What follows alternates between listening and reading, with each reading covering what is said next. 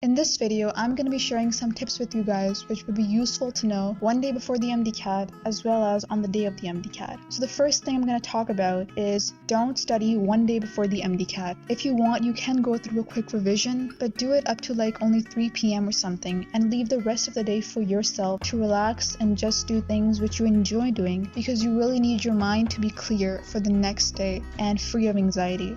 Next thing to remember is to prepare your documents and all the things that you will need one day before, like your ID card, your admit card, your blue ballpoint pens. Just prepare all of that stuff one day before so you're not looking for all those things on the morning of the test. Next, please don't take your books with you in your car and think you'll have enough time to go through a quick revision or even outside the test center, when you have time. The reason for this is that it's gonna really start messing with your mind. You're gonna be revising stuff just like an hour or so before the test, and as you're revising, you're gonna start thinking you don't know anything, but when in reality you do know everything. Remember to leave your house at least 1 hour or more before the arrival time, which is 9 p.m. It would be best if you leave around 7:45 a.m. because that will give you enough time to reach your test center on time. Now you might be thinking 7:45 is way too early if you need to arrive by 9. The reason for that is, and I'm talking from experience, is that the first time that I gave MDCAT, I thought it would be fine if I leave the house at 8 or even 8:15, but actually that proved to be a disadvantage because I was stuck in traffic for like 20 minutes and then another 15 minutes was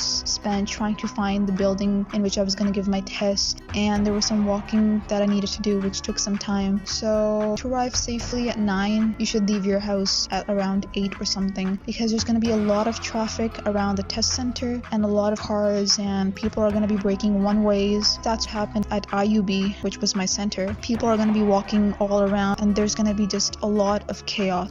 So if you do manage to arrive by 9, you'll have about 1 hour to yourself and you can use that to relax, recite something, think positive thoughts, and to be honest, you should be doing all of that because you really need it to calm your anxiety and your panic. And yeah, one more thing to remember is that please just ignore the people around you. When you start to focus on people around you, it starts to just build up your anxiety. You hear them discussing the subjects and it just starts to mess with your mind. So just be confident in your own preparation and just ignore the people around you. So the order of attempting that I followed was biology, chemistry, physics, and English, and I think that's really beneficial because you're beginning with a subject with the most number of questions and ending with a subject with the least number of questions. So that'll actually save a lot of time and prove to be helpful. So another thing you will notice is that you will have 2 answer sheets, the normal sheet which is above and the carbon sheet which is below. When you're filling your answers, remember to fill the sheet above darkly and properly so that you're able to see the marks properly on the carbon sheet, and you're going to be taking that carbon sheet with you so that you can check your answers the same day when the key comes. Remember not to let your carbon sheet be smudged by your hand or by water, because if that does happen, you won't be able to see your answers properly and determine your score, and you're going to have to wait for like 1 week for the official score to come. Also, remember to go through your answer sheet for any missed MCQs after completing the MCQs of every section, as well as at the end of the entire question paper, because it's highly likely that you might have missed an MCQ. Don't circle the answers on the paper because that's going to waste a lot of your time. If you think that marking the answers on the paper and then filling the bubbles later is gonna help you, because it's not. It's gonna take a lot of time. So just solve the questions and fill your answers on the bubble sheet side by side. At the end of your question paper, you're gonna have a blank page to do your working, and it's only gonna be a single page. So just use that page wisely. Write small, don't make unnecessary marks or scribbles on it. So once you're done a section, you'll have enough time to take a little break for like 1 minute before you begin the next section. Just take that 1 minute to breathe. Finally, I'd recommend that you take the entire time for the test, which is 2 hours and 30 minutes. I remember there were people that finished the test before me last year and I was just still sitting and going through my answers and everything. So just take your entire time, go through your answer sheet, look for any missed MCQs. So that's all for today.